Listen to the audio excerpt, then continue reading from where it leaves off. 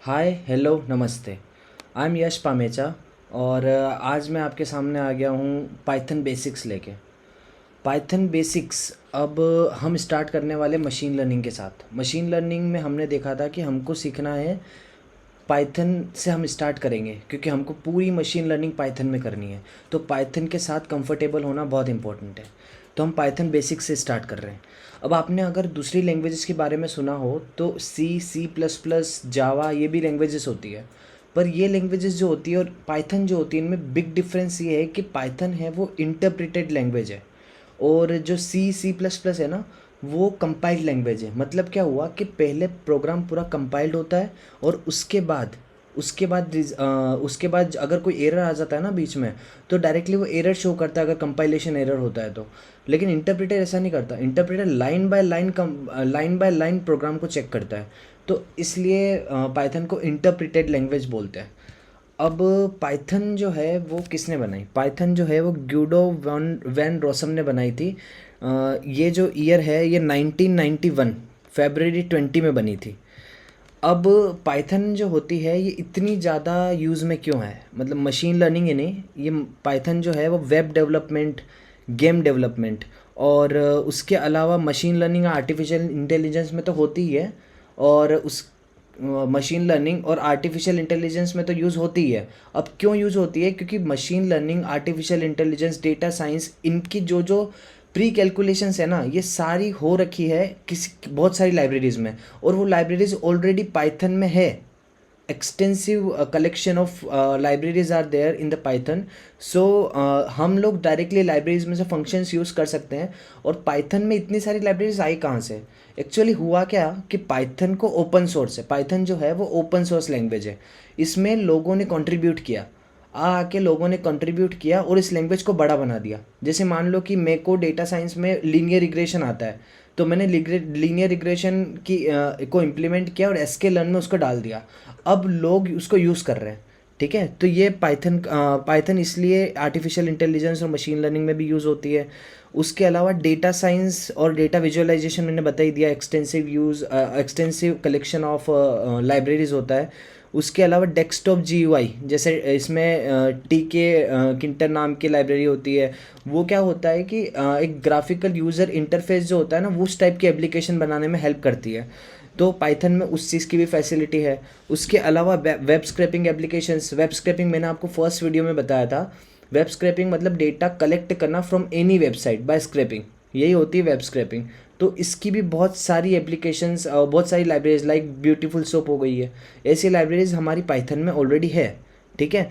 और उसके अलावा अगर हम बात करें तो हमारे पास है बिजनेस एप्लीकेशंस। और उसके अलावा हम ऑडियो वीडियो एप्लीकेशंस बना सकते हैं। उसके अलावा हम इमेज प्रोसेसिंग वाली एप्लीकेशंस लाइक कि ऑब्जेक्ट डिटेक्शन वगैरह, ये सारी चीज़ें पाइथन से कर सकते हैं क्योंकि ओपन सीवी लाइब्रेरी है हमारे पास। ऐसी बहुत सारी लाइब्रेरीज और बहुत सारी चीज़ें जैसे ऑलरेडी इम्प्लीमेंटेड है पाइथन में। इसलिए पाइथन जो है वो एक्सटेंसिवली यूज़ हो रही है मार्केट में। हर टाइप का डेवलपमेंट आज पाइथन से पॉसिबल है। अब एवरी टाइप तो नहीं बोल सकते, लेकिन मोस्ट ऑफ द टाइप का जो डेवलपमेंट है वो पाइथन से पॉसिबल है। अब हम बात करते हैं पाइथन की क्या फीचर्स है। पाइथन ओपन सोर्स से ही हमने जान लिया। पाइथन इजी टू कोड है। ये it's like an English language, ज़्यादा प्रॉब्लम आएगी ही नहीं। ठीक है। और उसके अलावा ऑब्जेक्ट ओरिएंटेड लैंग्वेज है। ऑब्जेक्ट ओरिएंटेड पता है कि ऑब्जेक्ट और क्लासेस के फॉर्म में काम होता है। अब अगर आपको ये टेक्निकल साउंड कर रहा है तो हम आगे पूरी ऊप्स पढ़ेंगे एक बार, ये हमारे कोर्स में है। ठीक है।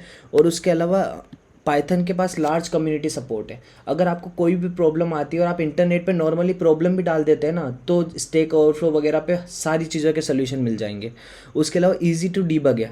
जैसे कि ये इंटरप्रेटेड लैंग्वेज है, तो जहाँ भी जिस भी लाइन में एरर आता है ना, उस लाइन में ये एरर शो करता है। तो ये इजी टू डीबग है, पता रहता है कि किस लाइन में एरर आ रहा है। ठीक है। और उसके अलावा पाइथन जो है वो पोर्टेबल लैंग्वेज है। पोर्टेबल मतलब क्या? कि आपने विंडोज़ में कोड लिखा और वो कोड आप मैक ओएस में रन कर रहे हो तो वो रन होगा, पोर्टेबल है ये।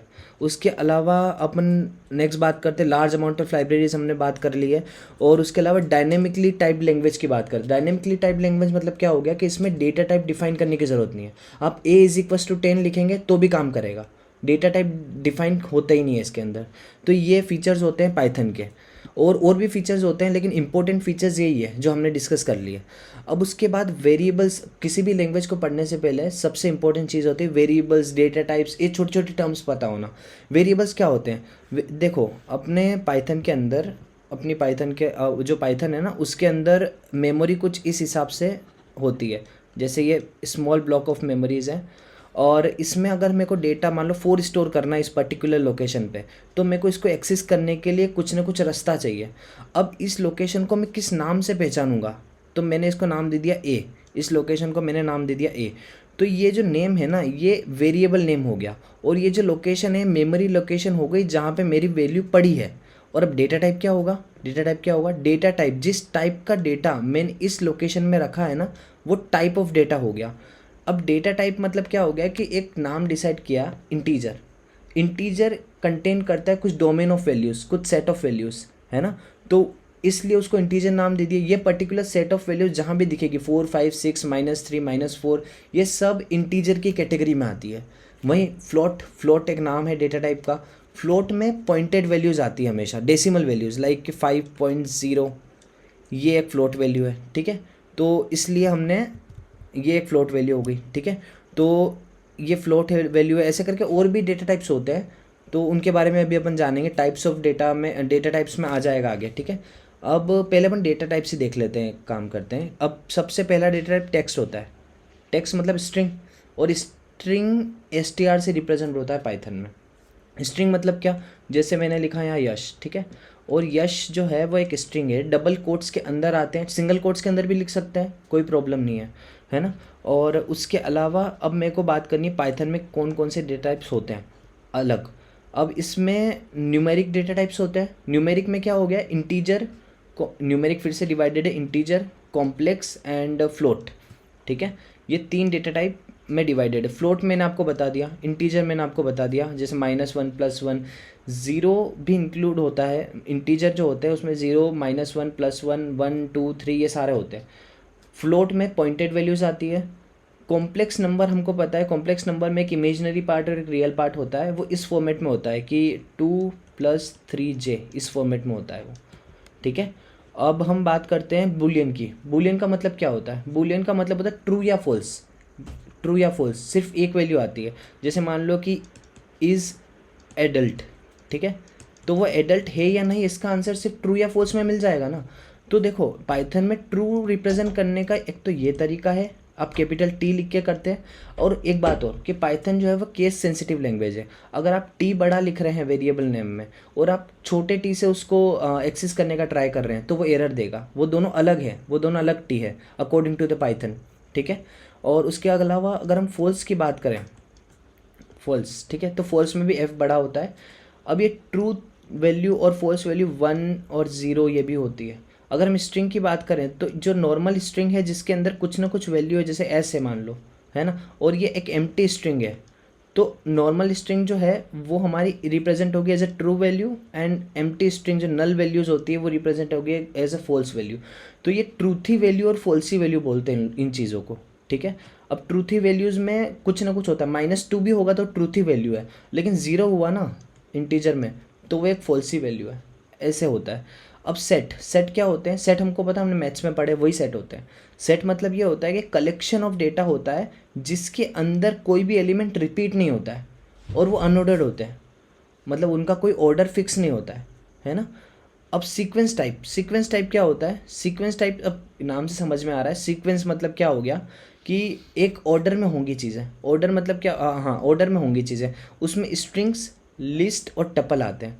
अब ये जो नाम है ना, ये सारे इंटीजर, फ्लोट वगैरह, ये सारी चीज़ें अभी हम डिटेल में देख लेंगे, है ना। और उसके बाद नेक्स्ट जो वीडियो आने वाले हैं उसके अंदर हम स्ट्रिंग, फ्लोट, टपल, ये सारी चीज़ें बहुत डिटेल में देख लेंगे। बेसिक्स इतना कवर कर लेंगे कि आप फेमिलियर हो जाएंगे लैंग्वेज के साथ, कोई प्रॉब्लम नहीं आएगी, ठीक है। अब हम नेक्स्ट बात करते हैं हमारे वेरिएबल्स वगैरह। हम थोड़ा प्रैक्टिकली जाते हैं चीज़ों को लेके, है ना। अब प्रैक्टिकली अगर करें तो जैसे जुपिटर मैंने यहाँ ओपन कर रखा है। अब मैं आपको बोल रहा था कि पाइथन जो होती है वो डायनेमिकली इंटरप्रिटेड लैंग्वेज होती है। इंटरप्रिटेड लैंग्वेज का मतलब क्या हुआ कि लाइन बाय लाइन चलती है ना, लाइन बाय लाइन चलती है वो। अब लाइन बाय लाइन चलती है। अब देखो C++ प्लस में डिफरेंस क्या आया? मैंने यहाँ जावा का कंपाइलर सॉरी मैंने यहाँ सी का कंपाइलर खोल रखा है ना। अब सी के कंपाइलर में अगर मैं इस प्रोग्राम को रन करता हूँ तो क्या होगा कि उसने पूरा पूरा जो है ना, पूरा हमारा जो पूरा जो प्रोग्राम है, ये पूरा प्रोग्राम, इसको उसने क्या किया, पहले कंपाइल किया, कहीं भी एरर आया ना तो उसने डायरेक्टली एरर शो कर दिया। लाइन बाय लाइन इंटरप्रिटेशन नहीं हुआ है चीज़ों का, है ना। वहीं अगर हम पाइथन की बात करें ना, तो ये हमारा हमारा जो पाइथन नोटबुक है, जो पाइथन नोटबुक आप एनाकोंडा डाउनलोड करें उसके अंदर भी आ जाता है। उसके अलावा आप ऑनलाइन कंपाइलर भी यूज़ कर सकते हैं, कोई प्रॉब्लम नहीं है सीखने के लिए। और गूगल कोलैब नाम का भी एक गूगल की तरफ से है जो कि ऑनलाइन है, आप डायरेक्टली जाके उसको भी यूज़ कर सकते हैं, है ना, पाइथन कोड करने के लिए। अब हम क्या करते हैं, देखो हम क्या बात करते हैं, इंटरप्रिटेड लैंग्वेज है या नहीं है, है ना। तो अभी अगर हम एक कोड लिखें यहाँ पे, सिंपली अगर हम एक कोड लिखें कि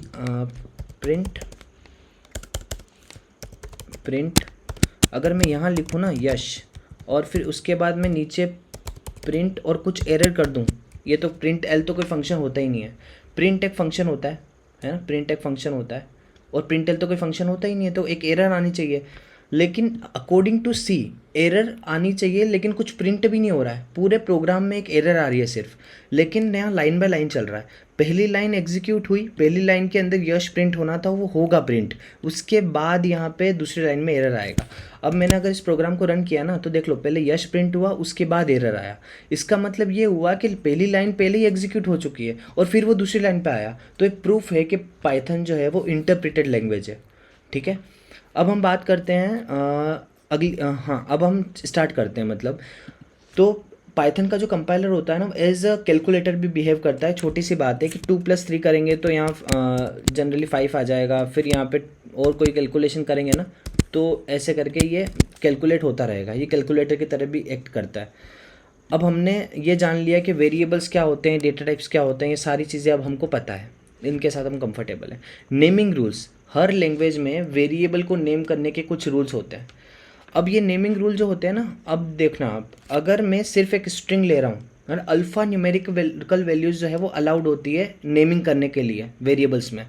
और जैसे मैंने यहाँ सिर्फ और सिर्फ अल्फ़ाबेट्स लिए हैं नेम में, 1, ठीक है, ONE, तो इसमें मैंने सिर्फ अल्फ़ाबेट्स लिए हैं तो इसमें कोई एरर आएगी नहीं, ठीक है। ये मैंने एग्जीक्यूट किया 82 TY2, मतलब अगर नंबर इन बिटवीन कहीं आता है वेरिएबल नेम में और बाद में आता है तो ओके है, नंबर पहले नहीं आना चाहिए। अगर नंबर पहले आ रहा है तो एरर देगा, अब बाद में आ रहा है ना तो कोई प्रॉब्लम नहीं आएगी। यहाँ पे भी नंबर बीच में आ रहा है तो कोई प्रॉब्लम नहीं, पहले नहीं आना चाहिए। अंडरस्कोर से भी अगर वेरिएबल नेम स्टार्ट हो रहा है तो भी कोई प्रॉब्लम नहीं होगी, अंडरस्कोर बीच में भी आ सकता है, जैसे A_B से भी एक वेरिएबल नेम बन सकता था, है ना। अब 2 अगर नंबर पहले आ रहा है ना वेरिएबल नेम में तो ये एक एरर है, ये एक एरर प्रोड्यूस करेगा, देखो कि नंबर पहले नहीं आ सकता, इनवैलिड डेसिमल लिटरल, ये एक एरर हो गया।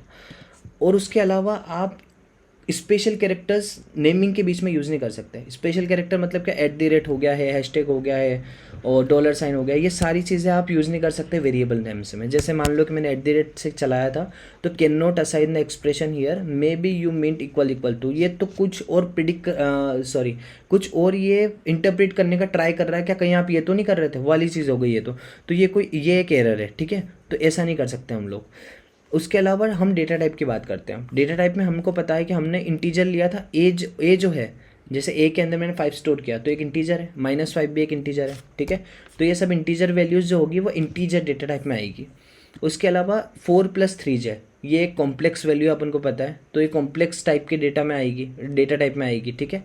उसके अलावा ये है सी में आया 4.0 एक फ्लोटिंग पॉइंट वैल्यू है, एक डेसिमल वैल्यू है। और ये जो डेसिमल वैल्यू है ना, इसके लिए एक डेटा टाइप है पाइथन के अंदर जिसको हम फ्लोट बोलते हैं, ठीक है।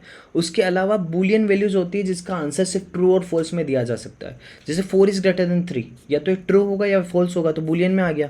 तो इसलिए यहाँ पे 4 ग्रेटर देन 3 और 3 ग्रेटर देन 4 ये ट्रू या फॉल्स वैल्यूज़ रिप्रेजेंट करते हैं, तो बूलियन टाइप होगा। अगर मैं इस प्रोग्राम को रन करूँ ना तो अब देखो ये क्लास इंट, ये क्या लिखा हुआ आ रहा है, क्लास। ये मैंने आपको बताया था कि पाइथन जो है ना वो ऑब्जेक्ट ओरिएंटेड प्रोग्रामिंग लैंग्वेज है। ऑब्जेक्ट ओरिएंटेड प्रोग्रामिंग लैंग्वेज का मतलब होता है कि क्लास और ऑब्जेक्ट का कॉन्सेप्ट आएगा। क्लास एक ब्लूप्रिंट होती है, ऑब्जेक्ट उसका एक इंस्टेंस होता है। अब इसको पूरा डिटेल में हम नेक्स्ट वीडियोज़ में कवर कर लेंगे पूरा। तो अभी सिर्फ इतना समझने की चीज़ है कि इंटीजर जो है उस टाइप का हमने एक वेरिएबल बनाया था ए, वैसे कॉम्प्लेक्स टाइप का एक वेरिएबल बनाया था बी, वैसे ही फ्लोट टाइप का एक वेरिएबल बनाया था सी, और ये जो ग्रेटर देन और लेस देन वाली जो कंडीशंस हैं, ग्रेटर देन वाली जो कंडीशंस है, ये कंडीशन अगर हम कंडीशन इंप्लीमेंट कर रहे हैं ना, तो उसमें बूलियन डेटा टाइप होता है, या तो ट्रू आंसर होता है या फॉल्स होता है, यही केस होता है। तो इसलिए इनको बूल दिया गया है, मतलब इनका डेटा टाइप बूल है ना। अब हम बात करते हैं ऑपरेटर्स की। ऑपरेटर्स, ठीक है। ऑपरेटर्स क्या होता है? कोई भी दो जो वेरिएबल नेम्स है या दो जो लिटरल्स हैं, उनके बीच में कोई भी कैलकुलेशंस करवानी है, कुछ भी उनके बीच में कैलकुलेशंस करवानी है, जैसे अर्थमेटिक कैलकुलेशन करवानी है वगैरह, तो उन चीज़ों में हम ऑपरेटर्स का यूज़ करते हैं। अब ऑपरेटर्स बहुत सारे टाइप के होते हैं, यूनरी ऑपरेटर और बाइनरी ऑपरेटर और टर्नरी ऑपरेटर। मेनली 3 टाइप के ऑपरेटर डिस्कस कर रहे हैं। यूनरी ऑपरेटर क्या होता है? जो सिर्फ एक ऑपरेंड पे काम करता है, ठीक है। अब एक ऑपरेंड से मेरा क्या मतलब है कि जैसे मान लो कि मेरी ए की वैल्यू जो है ना वो है 2, है ना, और a is equal to -a अगर मैं लिखूं तो ये क्या करेगा, है ना। अब मैं अगर a को प्रिंट करूँ ना तो -2 हो गया है, तो कहीं ना कहीं इसने साइन चेंज कर दिया। तो साइन चेंज जो है, ये जो माइनस है ना, ये एज ए यूनरी ऑपरेटर काम कर रहा है, क्योंकि ये सिर्फ एक ऑपरेंड पे काम कर रहा है। ऑपरेंड का मतलब क्या होता है कि जिस लिटरल पे, जिस वेरिएबल पे हमारा जो ऑपरेटर है वो काम करेगा, वो ऑपरेंड होते हैं, ठीक है। पूरी एक्सप्रेशन में ऑपरेंड और ऑपरेटर से बनती है एक्सप्रेशन। तो ये जो है ना, एक ऑपरेंड जो है, इसके ऊपर एक ऑपरेटर ने काम किया, तो यूनरी से समझ में आता है एक के ऊपर काम हो रहा है। वहीं बाइनरी की बात करें तो बाइनरी 2 पे काम होगा, है ना। तो c इज इक्वस टू 2 + 3 कर सकते हैं, है ना। तो इसका मतलब क्या हुआ कि c के अंदर 5 चला गया होगा। क्यों? क्योंकि 2 एक ऑपरेंड था, 2 एक ऑपरेंड था, 3 एक ऑपरेंड था, और इन दोनों को अगर प्लस किया तो डायरेक्टली मेरे पास 5 आ गया सी के अंदर। तो एक अर्थमेटिक ऑपरेशन हो गया। ये बाइनरी ऑपरेटर हो गए, है ना। और टर्नरी ऑपरेटर क्या होता है कि टर्नरी ऑपरेटर के अंदर 3 ऑपरेंड काम करते हैं। जैसे इफ़ हुआ, इफ़ के अंदर मैं कंडीशन दूंगा 3 इज़ ग्रेटर देन 2, ठीक है। अब 3 इज़ ग्रेटर देन 2 अगर ट्रू हुआ अगर ये चीज़, तो मैं यहाँ पे 3 रिटर्न करूँगा। अदरवाइज़ अगर ये ट्रू नहीं हुआ ना, तो मैं यहाँ पे 2 रिटर्न करूँगा। ये एक प्रोसेस है ना। और जैसे मैं इसको रन करूँगा ना, तो 3 आ जाएगा आंसर, क्योंकि ट्रू है ना। अगर ये कंडीशन किसी तरीके से फॉल्स बन जाती ना, किसी तरीके से कंडीशन फॉल्स बन जाती, तो आंसर 2 आ जाता। अब देखो ये कितने चीज़ों पे काम कर रहा है। ये टर्नरी ऑपरेटर है। क्यों? क्योंकि अगर ऐसा हुआ, ये बूलियन चीज़ थी, अगर ऐसा हुआ तो अगर ऐसा हुआ तो ये 3 आ जाएगा, और अगर ऐसा नहीं हुआ तो 2 आ जाएगा, है ना। तो इसलिए ये टर्नरी ऑपरेटर था। अब टर्नरी ऑपरेटर हो गए हैं, बाइनरी हो गए हैं, सब ऊपर ऊपर से तो जान लिया। अब ये अंदर कैसे होता है, मतलब कौन कौन से ऑपरेटर्स के टाइप होते हैं, वो सारी चीज़ें हमको डिस्कस करनी है। अब थोड़ा फास्ट चलेंगे इन चीज़ों में कि ऑपरेटर अर्थमेटिक होते हैं और असाइनमेंट भी होते हैं। हम एक एक करके डिस्कस करते हैं। अर्थमेटिक ऑपरेटर क्या होता है कि प्लस माइनस इंटू, ये यहाँ इंटू का साइन है, और ये साइन डिवाइड का होता है, और ये डिवाइड जो है ना फ्लोट में आंसर देता है। जैसे मान लो कि 2 डिवाइडेड बाई 3, ये जो आंसर आएगा ना, ये 0.6666 समथिंग फ्लोट में आ रहा है ना। वहीं अगर मैं यहाँ डबल लगा देता ना, तो इसको बोलते हैं फ्लोट डिवीजन। ये सिर्फ और सिर्फ एक इंटीजर वैल्यू रिटर्न करेगा, जैसे 0 हो गया, है ना। तो ये इन दोनों में यही डिफरेंस था, सिंगल स्लैश और डबल स्लैश में, है ना। उसके बाद मॉड्यूलस ऑपरेटर की बात करते हैं। मॉड्यूलस ऑपरेटर रिमाइंडर कैलकुलेट करता है। जैसे मान लो कि मैंने यहाँ किया 3 मॉड्यूलस 2 किया, तो यहाँ रिमाइंडर कैलकुलेट हो गया 1, ठीक है। 2 1 ज़ा 2, 1 रिमाइंडर हो गया, तो इसलिए यहाँ 1 आ गया। ऐसे करके रिमाइंडर कैलकुलेट करता है हमारा परसेंटेज साइन। उसके अलावा ये डबल इंटू जो है ना, ये पावर एक्सपोनेंशियल कैलकुलेट करने के काम आता है। एक्सपोनेंशियल क्या हो गया? एक्सपोनेंशियल मतलब 2 की पावर 3, यहाँ पे 8 आना चाहिए आंसर, क्योंकि 2 इंटू 3, ये इंटू नहीं है, ये एक्सपोनेंशियल है। तो 2 की पावर 3 कैलकुलेट होगा, 2 की पावर 3 कैलकुलेट होगा तो 8 आंसर आ जाएगा, है ना। तो ये होती है हम, ये जो हो गए हैं ये सारे जो हैं, ये सारे अर्थमेटिक ऑपरेटर्स हैं जो अभी हमने पढ़े, है ना। उसके बाद हम असाइनमेंट ऑपरेटर्स की बात करते हैं। असाइनमेंट ऑपरेटर्स 2 ही टाइप के होते हैं। एक तो सिंपल असाइनमेंट होता है। असाइनमेंट मतलब क्या हो गया कि एक वेरिएबल है ना, जो एक वेरिएबल है ए, उसके अंदर 3 स्टोर कर दो, है ना। तो ए के अंदर 3 जाके स्टोर हो जाएगा। ये असाइनमेंट सिंपल वाला होता है। शॉर्ट हैंड मतलब क्या होता है? शॉर्ट हैंड मतलब होता है कि ए प्लस इज इक्वस टू 2। अगर मैं ऐसा कर दूँ ना, और फिर जाके मैं ए को प्रिंट करूँ, तो ये 5 हो गया। इसका मतलब क्या हुआ कि देखो इसको ऐसे रिजॉल्व करते हैं, a plus is equal to 2 का मतलब हो गया a is equal to a plus 2। इसका मतलब ये होता है, ये शॉर्ट तरीका है लिखने का और कुछ भी नहीं है। a is equal to a plus 2 इनको बोलेंगे। अगर प्लस की जगह हमें माइनस लिख देता तो a is equal to a minus 2 हम इसको बोलते हैं। मैं इंटू लिख देता तो a is equal to a into 2 हम इसको बोलते हैं। मैं डिवाइड लिख देता, ऐसे करके कुछ भी मैं यहाँ लगा सकता हूँ, है ना। मैं लेफ्ट शिफ्ट राइट शिफ्ट हर चीज़ यहाँ यूज़ कर सकता हूँ, है ना। तो इसको बोलते हैं शॉर्ट हैंड। तो असाइनमेंट भी क्लियर हो गया। उसके बाद हम बात करते हैं कंपैरिजन ऑपरेटर्स की। पाइथन में कंपैरिजन ऑपरेटर्स जो होते हैं वो रिलेशनल ऑपरेटर्स बोलते हैं उनको अदर लैंग्वेजेस में। रिलेशनल ऑपरेटर्स क्या होते हैं, दो किसी भी क्वांटिटी के बीच में रिलेशन बताते हैं। ग्रेटर है, लेसर है, इक्वल है, ग्रेटर देन इक्वल है या लेस देन इक्वल है। बातों से समझ में आ रही है चीज़। तो अगर आगे हम वैसे कंट्रोल स्टेटमेंट पढ़ेंगे, इफ एल्स वगैरह सारी चीज़ स्टडी करेंगे, लेकिन यहाँ सिर्फ इतना समझ लो कि अगर इफ़ के अंदर 2 इज़ ग्रेटर देन 3 होता है तो यहाँ पे आप ना प्रिंट कर दो हाई, है ना। अब इसको अगर हिंदी में डिकोड करें तो ये होगा कि अगर 2 जो है वो 3 से बड़ा है तो हाई प्रिंट कर दो, और अगर ऐसा नहीं है ना, एल्स क्या होता है, इंग्लिश में बोलते हैं एल्स को कि या फिर अगर ऐसा नहीं है तो सिंपली अपन प्रिंट कर देंगे हेलो, हेलो, ठीक है। तो इस केस में हेलो प्रिंट होगा क्योंकि कंडीशन फॉल्स है, 2 इज़ नॉट ग्रेटर देन 3, है ना। तो इसलिए यहाँ हेलो प्रिंट होगा। अब ये कैसे पता लगा है कि 2 ग्रेटर देन 3 नहीं है, इनको कंपेयर करके, और कंपेयर करने के लिए क्या यूज़ किया, ग्रेटर देन साइन। तो इसीलिए ये रिलेशनल ऑपरेटर है ना, ये सब इसी काम आते हैं, एक नंबर्स को कंपेयर करने के लिए, है ना। नंबर्स को जो वेरिएबल्स हैं उनको कंपेयर करने के लिए। इक्वल्स नॉट इक्वल्स भी एक होता है ना, वो इसमें भी लगा सकते हैं और कहीं भी आ सकता है, नॉट इक्वल्स भी होता है, ठीक है। अब पाइथन के लॉजिकल ऑपरेटर्स होते हैं। लॉजिकल ऑपरेटर्स मतलब क्या, एंड और नॉट, जैसे हर लैंग्वेज में होते हैं ना वैसे ही होते हैं। एंड मतलब क्या हो गया, दो कंडीशन के बीच में हम एंड को लगा सकते हैं। कैसे कि अगर अगर 3 इज़ ग्रेटर देन 2 है एंड 4 इज़ ग्रेटर देन 3 है, अगर ये है ना तो ही हाई प्रिंट करो। दोनों अगर कंडीशन ट्रू होगी तो ही हाई प्रिंट करो, अदरवाइज हेलो पे आ जाओ तो ये हाई प्रिंट होगा, है ना। अगर यहीं में और लिख देता ना, और लिख देता तो इसका मतलब क्या, दोनों में से अगर एक कंडीशन भी ट्रू हुई ना तो वैलिड है, तो अंदर चले जाओ और हाई प्रिंट कर दो, एल्स में मत जाओ। तो वही चीज़ है, हाई प्रिंट हो गया। अब इसके अलावा एक होता है नॉट। नॉट जो होता है ना वो एक ऐसा ऑपरेटर होता है जो नगेशन कर देता है किसी भी कंडीशन का। जैसे 3 इज़ ग्रेटर देन 2, ये अपने आप में ऐसी कंडीशन है जो ट्रू है ना। अगर इनके आगे मैं नॉट लगा दूँ ना, नॉट लगा दूँ और अब एग्जीक्यूट करूँ तो हेलो प्रिंट होगा। क्यों, क्योंकि ये तो ट्रू था, अब ट्रू का नेगेशन हुआ तो फॉल्स बन गया, और फॉल्स बना अगर तो वो हाई में जाएगा ही नहीं, तो वो हेलो में जाएगा, है ना। अगर ये फॉल्स हो गया, अगर ऐसा नहीं है तो फिर या वाले पार्ट में जाएगा ना, ऐसा होगा मतलब एल्स वाले पार्ट में जाएगा, है ना।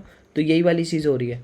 तो मतलब हो गया कि हमने लॉजिकल पढ़ ली। आइडेंटिटी ऑपरेटर्स क्या होते हैं, आइडेंटिटी का मतलब ये है कि बताना कि आप ये हो के नहीं हो, है ना। आपकी आइडेंटिटी क्या है, जैसे मेरी आइडेंटिटी है मैं यश हूँ, सो आई एम यश, तो ये वाली चीज़ हो गई। अब एम की जगह इज़ यूज़ हो रहा है, या ग्रामेटिकल रूल नहीं चलते हैं तो इज़ यूज़ हो रहा है। वो चीज़ है कि I is 20, I is 30, okay. सो वाली चीज़ होती है, आई इज़ नॉट 20 वाली चीज़ है। तो ये भी कंडीशन के फॉर्म में ही हम लिख सकते हैं कि अगर जो जैसे मान लो कि मैंने एक वेरिएबल बनाया ए और उसकी वैल्यू मैंने डाल दी 3, है ना, और मैंने यहाँ लिखा कि अगर ए इज़ 3, अगर ये कंडीशन ट्रू होती है ना, अगर ये कंडीशन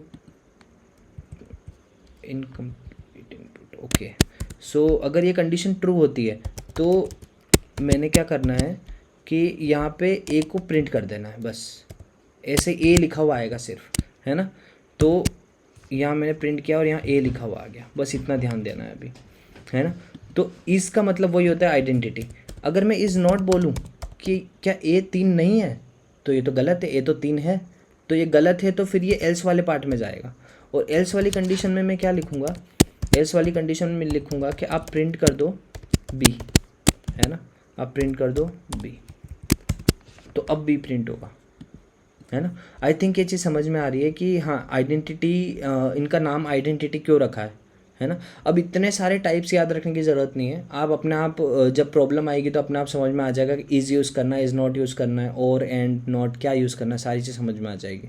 मेंबरशिप ऑपरेटर, मेंबरशिप जो होती है, मेंबरशिप मतलब क्या हो गया कि मैंने जिम में मेंबरशिप ली जैसे, तो मैं जिम का मेंबर हो गया, है ना। तो ये क्रेडिबिलिटी कौन देगा, मतलब ये गारंटी कौन देगा कि मैं हूँ कि नहीं हूँ मेंबर। तो उसके लिए मेंबरशिप ऑपरेटर्स है कि क्या मैं जिम में हूँ, आई एम इन जिम और I am not in gym. तो वाली चीज़ है कि अगर एक कलेक्शन बनाया, कलेक्शन का मतलब होता है लिस्ट, टपल, कुछ भी हो सकता है, अभी हम पढ़ेंगे नेक्स्ट वीडियो में ये सारी चीज़। तो एक लिस्ट बना दी मैंने 1 2 3, इसको ऐसे मान सकते हो एक कंटेनर है जिसके अंदर 1 2 और 3 वैल्यू पड़ी है ना। अगर मैंने ये पूछा कि इफ़ इफ़ 3 इन LST, अगर मैंने ये पूछा तो आपको क्या लगता है कि ये ट्रू है या नहीं है। अब मेरे हिसाब से तो ये ट्रू है, ठीक है। अभी ट्रू कैसे है, क्या 3 LST में है, ये पूछ रहा है मेरे से, क्या 3 LST में है। हाँ 3 तो LST में है क्योंकि दिख रहा है सामने, उस बैग में पड़ा है 3, तो ऐसे मानो इसको कलेक्शन होता है सिर्फ ये। तो हाँ 3 LST में है, तो मैंने लिख दिया यस है, तो ए प्रिंट कर दो। और नॉट इन का मतलब क्या हो गया कि क्या वो 3 LST में नहीं है, नहीं है वाली तो चीज़ गलत है वो तो, अगर है तो फिर यहाँ पे कुछ भी प्रिंट नहीं होगा क्योंकि ए प्रिंट होगा ही नहीं, वो एल्स पार्ट में जाएगा, एल्स पार्ट हमने लिखा ही नहीं है ना। तो ये वाली चीज़ हो रही है। अब ऑपरेटर्स में आई थिंक कुछ बचा नहीं, हाँ बिट वाइज ऑपरेटर बचे। जो बिट वाइज ऑपरेटर होते हैं ना, ये बिट वाइज बिट्स पे काम करते हैं। जैसे अभी और अगर इसके लिए थोड़ा सा नंबर सिस्टम आना चाहिए जिसके अंदर जैसे 3 होता है, तो 3 को बाइनरी में अगर कन्वर्ट करें हम लोग, तो क्या बनता है 3 का बाइनरी, कि एक तो हम ये करते हैं, ठीक है। तो 3 का बाइनरी ये बनता है, इसका मतलब क्या हो, 2 की पावर 0 प्लस 2 की पावर 1, तो बन गया 3 टोटल, तो ये 3 बनता है। अब ये बिट वाइज हमारा चीज़ें सॉल्व होती है, जैसे 1 1 हो गया 3, और अगर मैं इसको एंड कर दूं 2 के साथ, 2 का मतलब क्या हो गया, 2 का मतलब हो गया कि 0 1 ये हो गया 2 का मतलब, है ना। तो अब इन दोनों का मैं एंड करूँगा ना, तो एंड कैसे होगा पता है, ये एंड वो लॉजिकल वाला एंड नहीं है, ये बीट वाइज वाला एंड है। इसमें 0 और 1 के बीच में एंड होगा, और 0 और 1 मैंने आपको बताया, 0 एक फॉल्सी वैल्यू है और 1 एक ट्रूथ वैल्यू है ना। और ट्रू और फॉल्स के बीच में मैं एंड लगा दूँ, तो मतलब ये है कि ट्रू और फॉल्स के बीच में एंड मैंने आपको बताया था कि एंड के केस में क्या होता है कि दोनों कंडीशन ट्रू होना ज़रूरी है, और के केस में एक भी ट्रू होगी तो चलेगा, है ना, वाली चीज़ होती है। तो एंड यहाँ पे अगर 0 और 1 का मैं एंड करूँ, है ना, तो 0 आना चाहिए, है ना।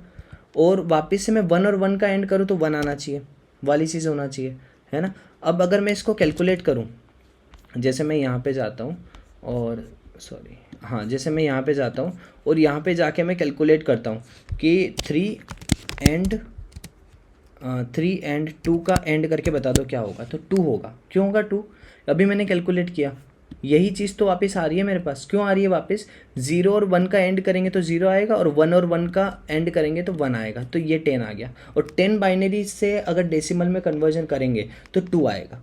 अब इसमें इतना ज़्यादा घुसने की ज़रूरत, अगर नहीं भी समझ में आ रहा है ना, तो मशीन लर्निंग में इसका यूज़ बहुत कम है, लेकिन पाइथन के साथ फेमिलियर होना ज़रूरी है, इसलिए मैं आपको ये सारी चीज़ें बता रहा हूँ। अगर आपको इंटरेस्ट है इस चीज़ को पढ़ने में, तो आप W3 स्कूल्स हो गया है, या फिर और भी जावा टी पॉइंट वगैरह पे जाके आर्टिकल्स पढ़ सकते हैं, आसानी से समझ में आ जाएगा। और ये सारी चीज़ें देखने से आसानी से अब मैं आपको सिर्फ ओवरव्यू दे रहा हूँ यहाँ पे, और अगर ओवरव्यू दे रहा हूँ तो ऐसा है कि हमें वैसे बेसिक से उठा रहा हूँ चीज़ें, कुछ ज़रूरत की चीज़ें नहीं है जो इतना ज़रूरत हमको मशीन लर्निंग में नहीं पड़ेगा, तो इसलिए मैं यहाँ पे सिर्फ और सिर्फ उसका एक इंट्रोडक्शन दे रहा हूँ बस।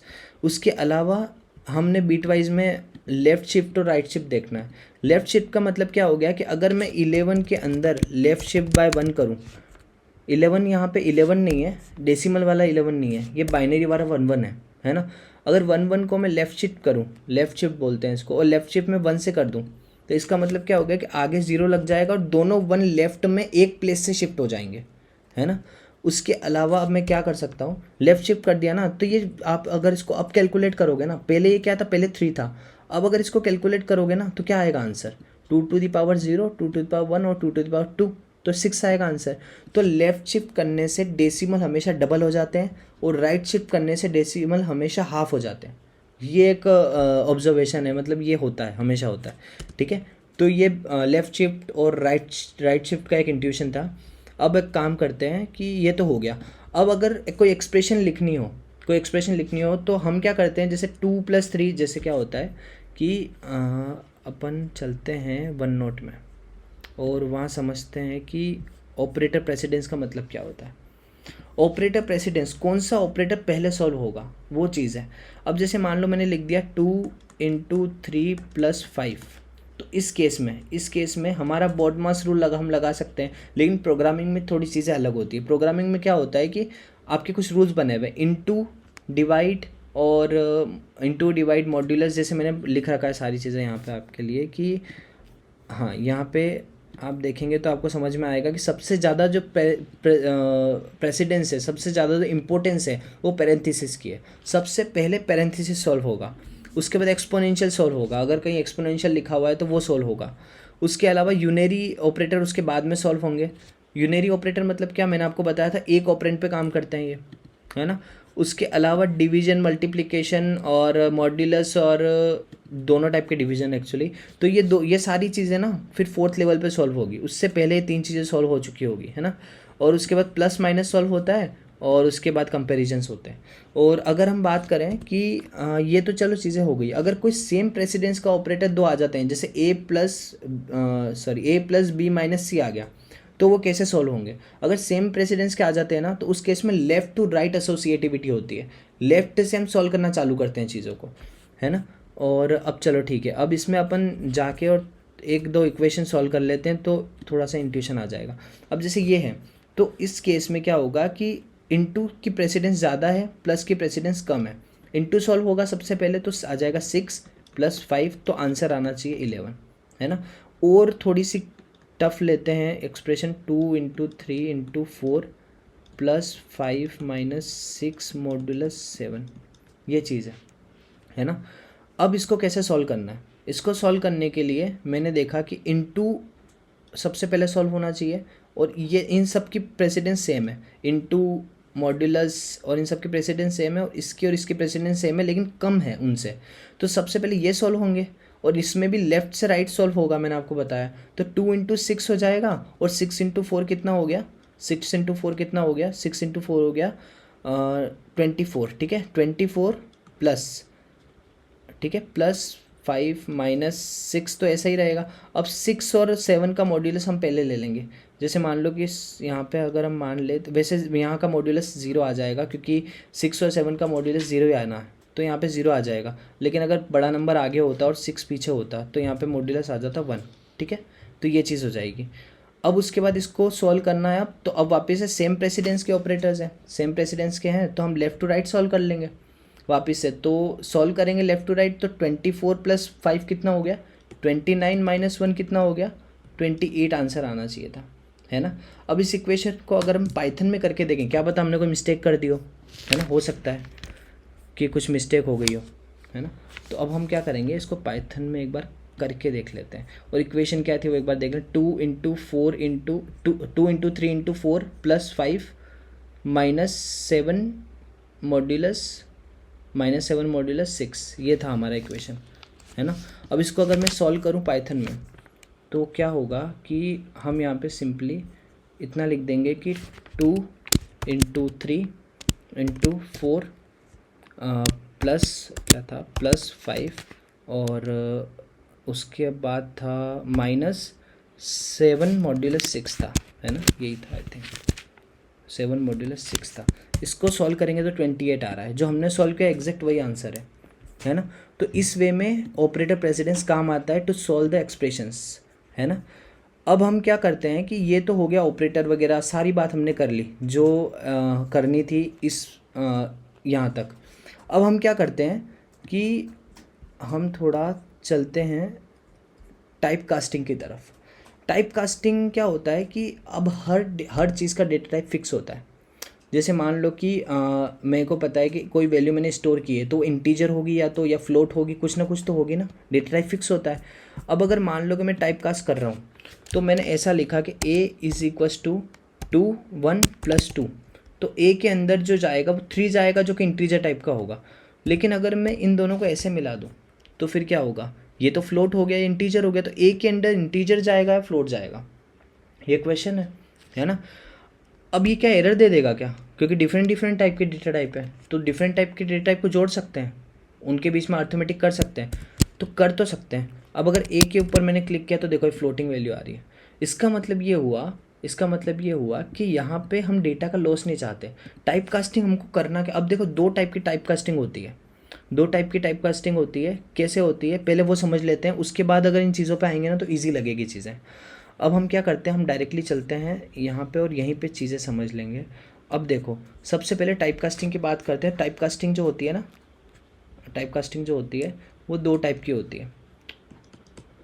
टाइप कास्टिंग ये दो टाइप की होती है, और टाइप कास्टिंग के अंदर सबसे पहली चीज़ जो होती है वो दो टाइप में कौन कौन से आते हैं, एक तो एक्सप्लिसिट आता है, एक्सप्लिसिट, और एक आता है इम्प्लिसिट। इम्प्लिसिट जो होता है ना वो सिस्टम खुद करता है, हमारा जो कंपाइलर है वो खुद इसका ध्यान रखेगा। जैसे मान लो कि मैंने अभी किया था ना a इज इक्वल टू 2+3.0, अगर मैं ये करूँगा 3.0 तो इसमें कंपाइलर खुद समझ जाएगा कि मेरे को जो आंसर देना है वो 5.0 देना है। क्यों, अगर वो सिर्फ 5 आंसर दे देगा ना तो प्रॉब्लम ये होगी, अगर मान लिया 3.1 होता तो 5.1 एक्चुअल में आंसर आना था, लेकिन आता 5 ही, क्योंकि वो इंटीजर ला के दे रहा है। अगर इंटीजर देगा तो 0.1 का तो लॉस हो गया ना, इन्फॉर्मेशन लॉस हो रही है, तो ये नहीं चाहते हम। तो कहीं भी कोई भी डेटा टाइप के कन्वर्जन में अगर इन्फॉर्मेशन लॉस होती है ना तो वो इम्प्लिसिट नहीं होता, ठीक है। वो इम्प्लिसिटली कभी ये नहीं होगा कि आपकी इन्फॉर्मेशन लॉस हो रही है, वो हमेशा आपकी इन्फॉर्मेशन को बचाने का ट्राई करेगा। जैसे यहाँ 5.1 आना चाहिए था, मतलब 5.1 आ रहा है, और अगर मान लो कि मैं इंटीजर प्रीफर करता तो यहाँ 5 ही आता सिर्फ, तो इसमें हमारा 0.1 तो लॉस हो गया वाली इन्फॉर्मेशन। तो इसलिए यहाँ पे क्या होता है कि जहाँ इन्फॉर्मेशन लॉस नहीं होती है ना उस जगह पे इम्प्लिसिट कन्वर्जन हो जाता है, जो सिस्टम खुद कर देता है ना। और एक्सप्लिसिट में क्या होता है, हमको अगर एक्सप्लिसिटली कुछ चेंज करवाना हो, मान लो कि मेरे को जैसे एक्सप्लिसिट में क्या होता है, इनके सबके फंक्शंस होते हैं। एक्सप्लिसिट में तो क्या होता है कि डायरेक्टली हम चेंज कर सकते हैं चीज़ों को। जैसे मान लो कि मैंने लिखा a इज इक्वल टू 40 लिख दिया, ये एक इंटीजर है। अगर मेरे को इसको स्ट्रिंग में चेंज करना होगा तो मैं क्या करूँगा, मैं सिंपली str(40) कर दूंगा, है ना, str(a) कर दूंगा, है ना। तो यहाँ 40 देखो ये स्ट्रिंग के फॉर्मेट में आ रहा है। मैंने आपको बताया था जहाँ भी double quote, single quote, triple quote आते हैं ना तो वो स्ट्रिंग का फॉर्मेट होता है ना। तो इसलिए मैं बोल रहा हूँ कि यहाँ पे जैसे स्ट्रिंग में चेंज हो गया, और अगर मान लो कि ए जो होता वो स्ट्रिंग ही होता, वो डायरेक्टली स्ट्रिंग होता, तो स्ट्रिंग से अगर मैं उसको इंटीजर में लाना चाहूँ तो सिर्फ मेरे को आगे इंट लिखना था, तो इंटीजर में भी आ जाता, है ना। तो ऐसे करके मैं फंक्शंस यूज़ कर रहा हूँ, फंक्शंस होते हैं ये, और इनसे मैं क्या करता हूँ, चेंज कर देता हूँ चीज़ों को। जैसे मान लो कि मेरे को इसको फ्लोट में ले जाना, तो क्या ये पॉसिबल है क्या, तो ये भी पॉसिबल है, स्ट्रिंग से डायरेक्टली फ्लोट में चली गई चीज़। तो टाइप कन्वर्जन में एक्सप्लिसिटली कर रहा हूँ, है ना, मैं अपने खुद से करवा रहा हूँ ये चीज़ें। हमारा कंपाइलर सिर्फ उन चीज़ों में टाइप कन्वर्जन करेगा। आपने जैसे मान लो अर्थमेटिक कैलकुलेशन दे दी कुछ, है ना, अब अर्थमेटिक कैलकुलेशन दे दी, तो अर्थमेटिक कैलकुलेशन को करवाने में जिस कन्वर्जन की ज़रूरत लगेगी ना इम्प्लिसिटली, और आपकी इन्फॉर्मेशन लॉस नहीं हो रही है उस कन्वर्जन को करने में, तो वो कन्वर्ट कर देगा और आपकी कैलकुलेशन को इम्प्लीमेंट कर देगा। वो जो होता है वो इम्प्लिसिट कन्वर्जन होता है। वैसे ही अब यहाँ पे हमने सीख लिया एक्सप्लिसिट कैसे होता है। यहाँ फ्लोट आया था, स्ट्रिंग आया था, इंटीजर आया था, इंट आया था। उसके अलावा आपको बूल में भी कन्वर्ट करना हो तो आप कर सकते हैं। तो ये डायरेक्टली फॉर्मूलेज ये डायरेक्टली फंक्शंस होते हैं जो हमको इनबिल्ट मिले, है ना, ये हमको बनाने नहीं होते। अब फंक्शंस भी दो टाइप के होते हैं, हम फंक्शंस का पूरा लेक्चर लेंगे एक, उसके अंदर हम बताएंगे कि फंक्शन यूज़र डिफाइंड होते हैं और बिल्ट इन भी होते हैं। यूज़र डिफाइंड जो हम डिफाइन करते हैं किस तरीके से ये चीज़ काम करनी चाहिए, और यूज़र डिफाइंड कौन से होते हैं, जो सॉरी बिल्ड इन कौन से होते हैं। बिल्ड इन के अंदर क्या होता है कि सिस्टम ने डिफाइन कर रखे हैं, जैसे ये है, इसमें सिस्टम ने बता रखा है कि फ्लोट फंक्शन के अंदर अगर ए आर्ग्यूमेंट पास होगा ना तो ये चीज़ होनी चाहिए, तो ये बिल्ड इन होते हैं। तो आई थिंक बेसिक जो चीज़ें थी वो आज हमने कवर कर ली, है ना। पूरा जो बेसिक थियोरिटिकल नॉलेज था वो पूरा ले लिया, उसके अलावा चीज़ें कैसे काम करती है।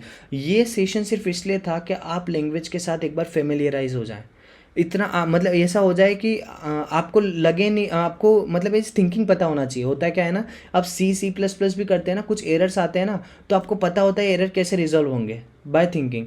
तो ऐसे ही करके अगर पाइथन के लिए वैसी थिंकिंग डेवलप करनी है ना तो बाय बेसिक उठना पड़ेगा। बिल्कुल बेसिक से उठेंगे ना तो चीज़ें समझ में आ जाएगी जल्दी से।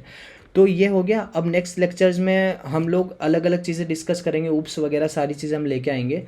तो अब ये पहला लेक्चर था पाइथन बेसिक्स का, तो आई थिंक समझ आया होगा। So okay, thank you so much.